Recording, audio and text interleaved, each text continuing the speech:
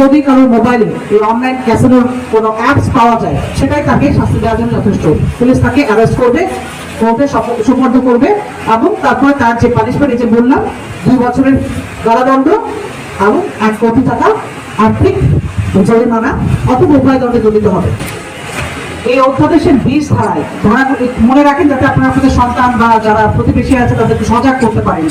এই অধ্যাদেশের 20 ধারায় 2 বছর পর্যন্ত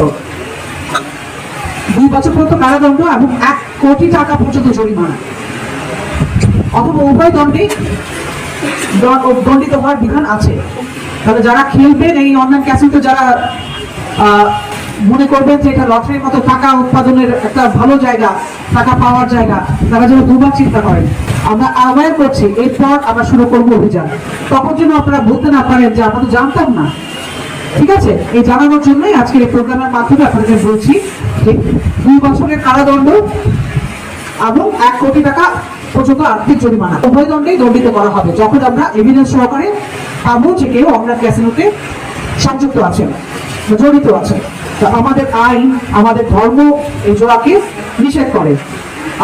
আমরা মেজরিটি মুসলিম, ইসলাম ধর্ম অনুসারে আমাদের ধর্মে জোয়াকে নিষেধ করা আছে। ধর্মের কথা যদি বলি, দেশের আইনের কথা যদি বলি, কোথাও যেটাকে অ্যালাউ করে না, সেই কাজটা করে আমরা এরকম দণ্ডে দণ্ডিত হতে যাব না।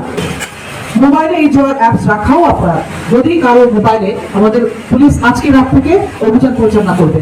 যদি কারোর মোবাইলে এই অনলাইন ক্যাসিনোর কোনো অ্যাপস পাওয়া যায়, সেটাই তাকে শাস্তি দেওয়ার জন্য যথেষ্ট। পুলিশ তাকে অ্যারেস্ট করবে, কোর্টে সুপর্দ করবে, এবং তারপরে তার যে পানিশমেন্ট, এই যে বললাম 2 বছরের কারাদণ্ড এবং 1 কোটি টাকা আর্থিক জরিমানা অথবা উভয় দণ্ডে দণ্ডিত হবে।